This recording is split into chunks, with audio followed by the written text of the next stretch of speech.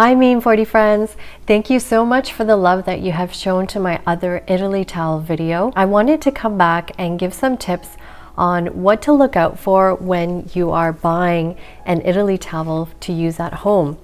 So what you need to know for purchasing an Italy towel, so there's lots of different sizes and colors. The first thing is I encourage you to look for something that's made in Korea for authenticity.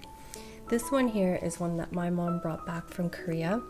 And so I'll show you the label. Hopefully that's in focus.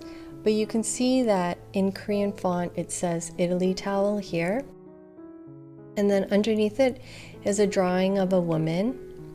And her face shows some steam coming around her face with a towel around her hair. This label is very old school, but this is exactly what you want. I really like the fact that it stayed true over the years. If you take a look at this one, it has 4 black lines at the bottom of the mitt.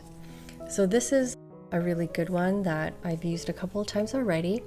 And as I mentioned, no breeding ground for bacteria, there's no mold and there's no smell. And also, every time I use it, it works really well on my skin. So this is one that I bought online.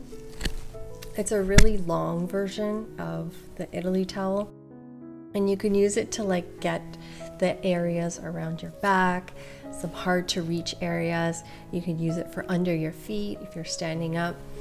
So this one is a different color as well, and I'll explain the significance of the color. Generally, the yellow and the green are a little bit on the medium side in terms of abrasion. The pink one will be the softest, so that would be the best for the beginners. And the blue is actually even harsher on this, so it's meant for really, really rough and dry skin that's built up over time. The yellow one here, I bought this one online, and let's take a look at the label. You can see that it does say Italy towel in Korean font, and the image of the woman is slightly blurred. You can't really make it out. It's not as vivid as the other one. It's also not made in Korea. And then when you take a look at the lines, it actually has 5 lines. I don't know if 4 lines is the required, but that's what I'm used to seeing, is 4 solid black lines. This is a combination of the red and the black lines. When I tried both of them, I found that this one to be a little bit more softer when the water hits it, whereas this one stayed scratchy. So it could be the difference of the color, but also another difference that I noticed was the green one dried really quickly, whereas the yellow one, it kind of held the water a little bit more and it wasn't as evaporating. So there are some differences, and I personally like to buy the authentic made in Korea versions. And sometimes when you look online, you should be able to see the country of origin. An update since my last video, I've been reaching out to Korean manufacturers to bring this into Canada in various colors. And so I'm really excited because it will soon be available on mean40.com.